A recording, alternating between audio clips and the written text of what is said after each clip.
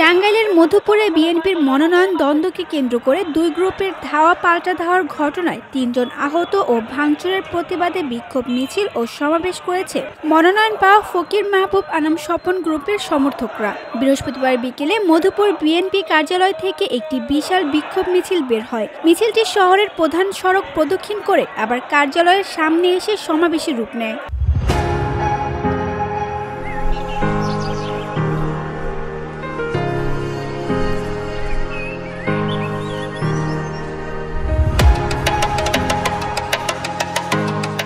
সমাবেশে বক্তারা বুধবারের ধাওয়া পাল্টা ধাওয়ার ঘটনায় আহত নেতাকর্মী ও ভাঙচুরের জন্য মনোনয়ন বঞ্চিত কেন্দ্রীয় বিএনপির কার্যনির্বাহী সদস্য অ্যাডভোকেট মোহাম্মদ আলীকে দায়ী করে তার বহিষ্কারের দাবি জানান। তারা বলেন, মনোনয়ন না পেয়ে মোহাম্মদ আলী তার সন্ত্রাসীদের দিয়ে ভাঙচুর ও নেতাকর্মীদের উপর আক্রমণ করেছে।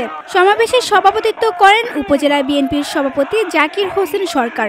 সিনিয়র সহসভাপতি এম রতন হায়দারের পরিচালনায় বক্তব্য দেন ধনবাড়ী উপজেলা বিএনপির সভাপতি অধ্যক্ষ এম আজিজুর রহমান, মধুপুর উপজেলা বিএনপির সাধারণ সম্পাদক নাসির উদ্দিন, ধনবাড়ী উপজেলা বিএনপির সাধারণ সম্পাদক এনামুল হক, মধুপুর পৌর বিএনপির সভাপতি খুররম খান ইউসুফজি প্রিন্স এবং পৌর বিএনপির সাধারণ সম্পাদক খন্দকার মোতালিব হোসেন সহ অন্য নেতারা।